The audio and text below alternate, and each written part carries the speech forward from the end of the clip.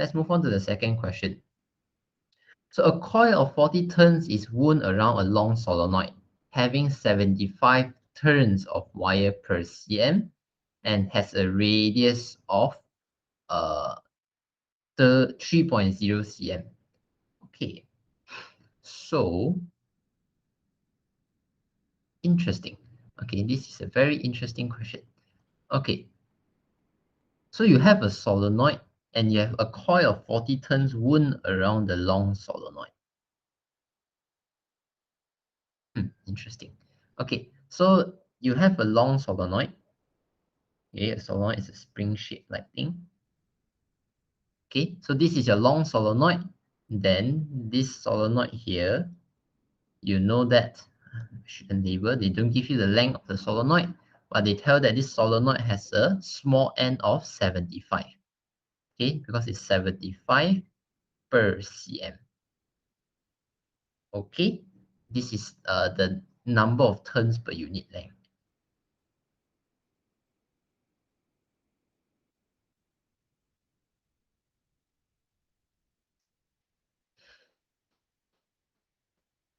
And they also tell you that this solenoid here has a radius which is equals to 3.0 cm. Okay, then after that, if you reread the sentence again, you say that it says that you have a coil of 40 turns and it's wound around the solenoid, wound on the long solenoid having 75 turns of wire per cm and a radius of 3 cm. So means by you are going to wound a circular coil around the long solenoid. So this circular coil here, because they don't say that you are rounding at a larger distance, they just say you wound it on the long solenoid. So that means you share the same radius as the solenoid.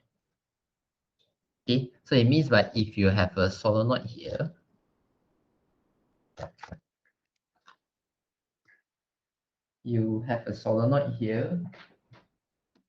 then what you do is you take a wire,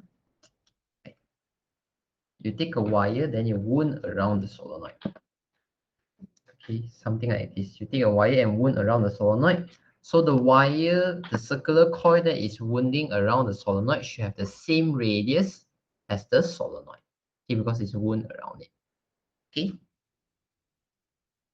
So after that, and they say you are passing through a current of 0.25 ampere flowing in the solenoid. So this solenoid, you are going to supply current of 0.25 ampere into the solenoid.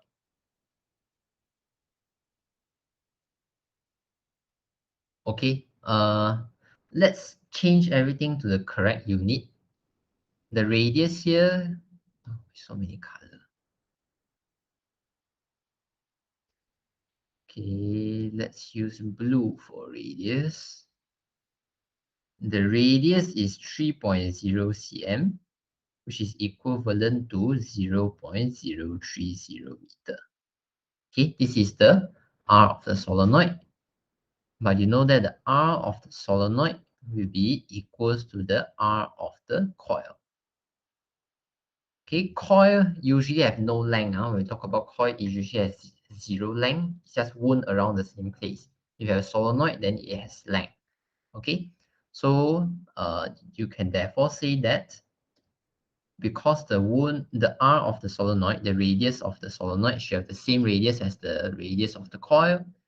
Therefore, use pink to represent everything related to the coil. So R coil will be equal to 0.030 meter as well.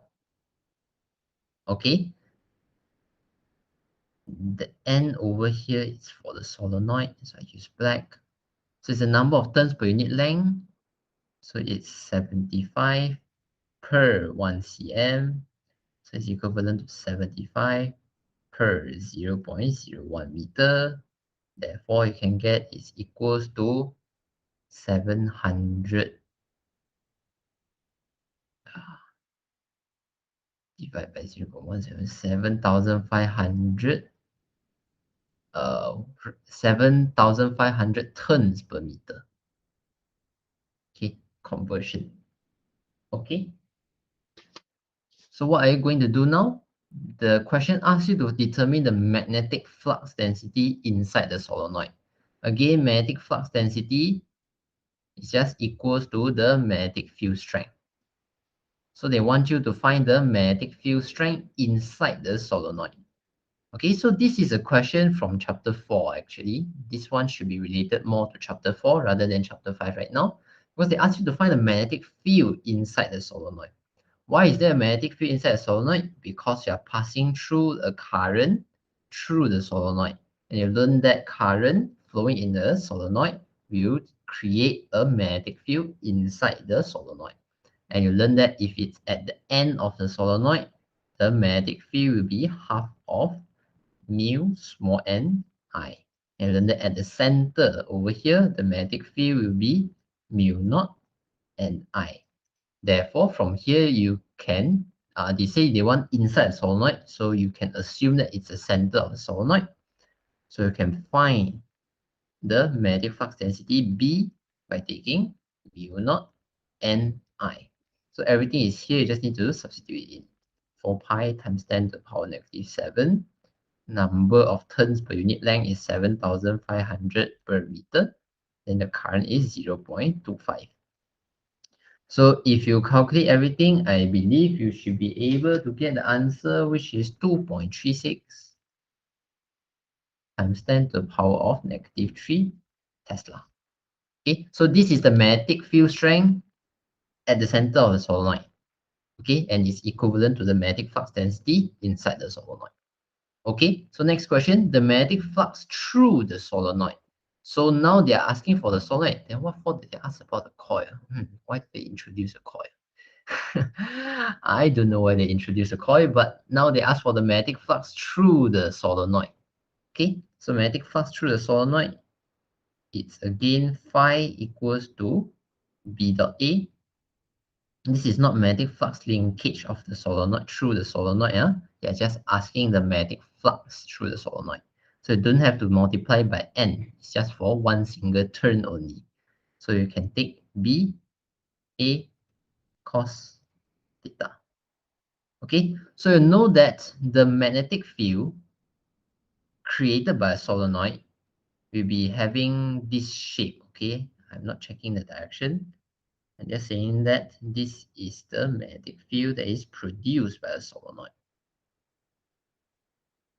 Okay, so if you can see that the area here, if you look at it from the top, you see that the magnetic field is either pointing into the page or out of the page if you look from the top.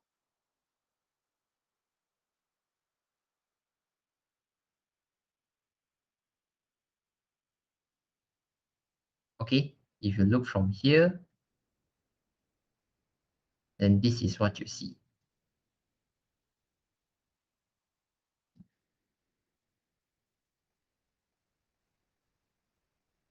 So you can think that the area is perpendicular to the magnetic field.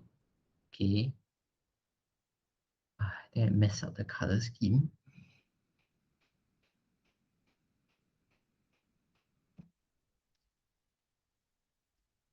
This is the magnetic field. So know that the area vector, we want it to point in the same direction as the magnetic field. So we want it to be pointing inwards as well, pointing into the page as well. So the B and A are both pointing into the page. So the angle between them will be 0. Here should be theta. So B is 2.36 times 10 to the power negative 3. Just take it back. The area right now, you know the area is pi r squared, and r is 0.030 squared. Okay, this area over here comes from this radius over here. Okay, then after that cos theta, the angle between the B and the A is just 0 degree. Okay, so if you calculate everything, I believe you should be able to get 6.67 times 10 to the power of negative 6 Weber. Okay, so I think they are asking the magnetic flux through the solenoid, right? They can also ask what is the magnetic flux through the coil. If they ask what is the magnetic flux through the coil, this coil is also if you see from the top, this is what you see from the coil as well. You see magnetic field passing through the coil perpendicularly as well. So if they ask the magnetic flux through the coil, I believe you will get the same answer as well, because it's the same area, it's the same magnetic field, and it's cos 0 degree. And actually, I think it makes more sense to ask the magnetic flux through the coil instead of the magnetic flux through the solenoid, because the magnetic flux through the coil is only at this point over here, so the magnetic field is constant. If you ask for the whole solenoid, then the magnetic field will decrease when you reach the end. So over here, the magnetic flux will be different compared to the magnetic flux over here. So I think a better thing to do is to find the magnetic flux through the coil actually.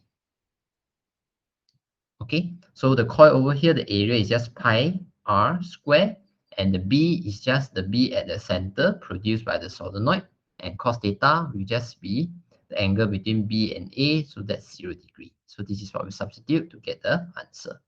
Okay, so these two examples is just to let you get familiar with the idea of magnetic flux linkage, and magnetic flux density. So these are three important things that you need to understand clearly before we talk about the change in magnetic flux.